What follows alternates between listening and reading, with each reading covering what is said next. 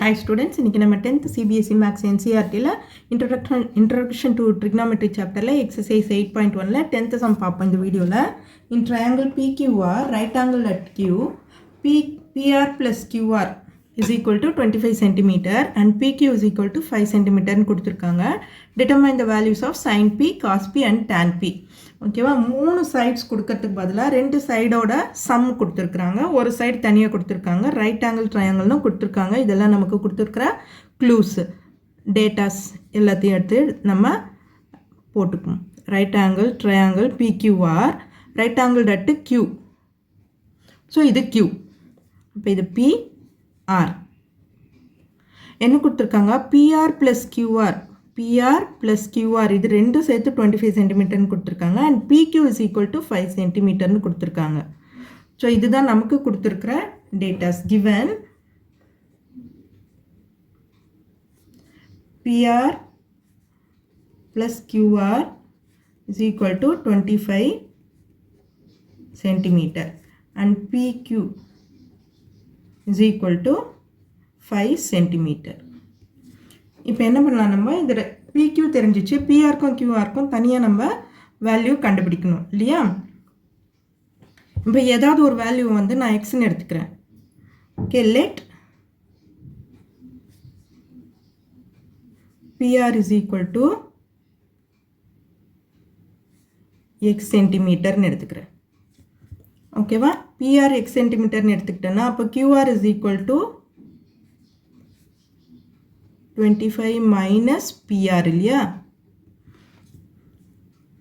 அப்போ QR is equal to 25 minus x centimetre. Okay, இப்போ நம்ம எக்ஸோட வேல்யூ கண்டுபிடிச்சு போட்டோம்னா வேல்யூஸ் கிடைச்சிடும். By applying Pythagoras theorem,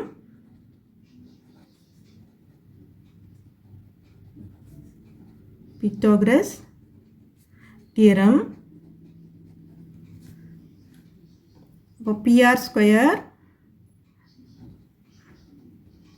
is equal to PQ square plus QR square. இது தெரியும் இல்லையா நமக்கு? இப்போ PR square,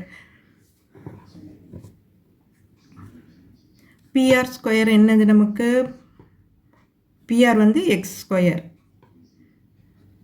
X square is equal to PQ square. PQ 5 centimetre, 5 square plus QR square. QR square 25 minus x square,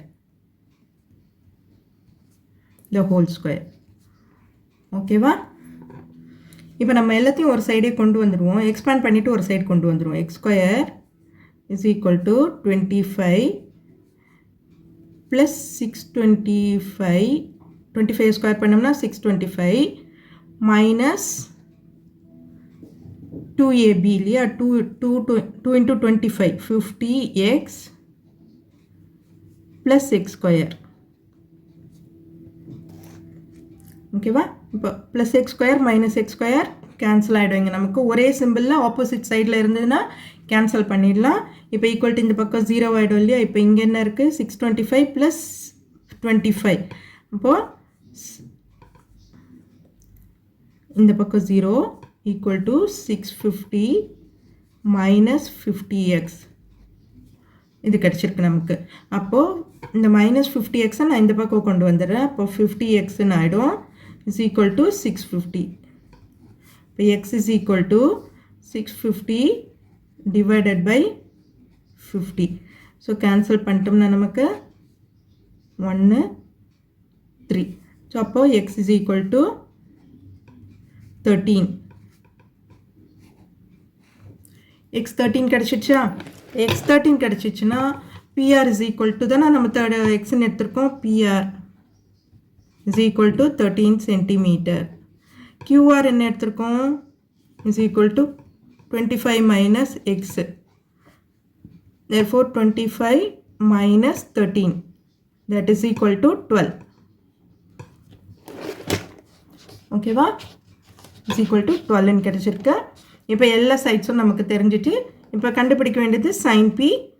so sin P is equal to opposite by hypotenuse. அந்தந்த வேல்யூஸை நம்ம அங்கே போட்டுருவோம். PR 13 centimetre, PR 13 centimetre and QR 12 centimetre. So இதுலேருந்து opposite, adjacent, hypotenuse எல்லாமே தெரிஞ்சிச்சு நமக்கு. So இதை போட்டுருவோம், வேல்யூஸாக போட்டுருவோம். இப்போ sin P is equal to opposite by hypotenuse. Opposite என்ன? Pக்கு ஆப்போசிட் இங்கே 12 இருக்கு இல்லையா? அப்போ 12/13.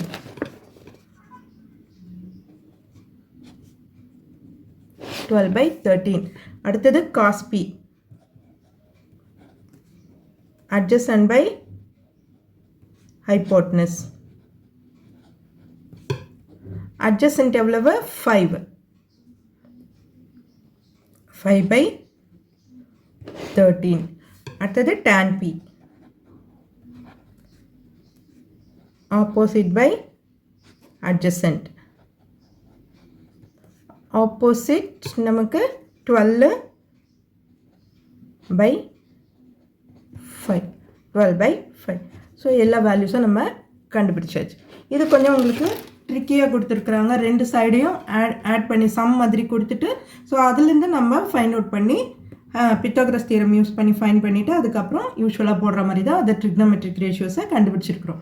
ஓகே ஸ்டூடெண்ட்ஸ், இந்த வீடியோ உங்களுக்கு யூஸ்ஃபுல்லாக இருந்ததுன்னா சப்ஸ்கிரைப் பண்ணுங்கள். மறக்காமல் உங்கள் ஃப்ரெண்ட்ஸோடையும் ஷேர் பண்ணிக்கோங்க ஸ்டூடெண்ட்ஸ். தேங்க்யூ.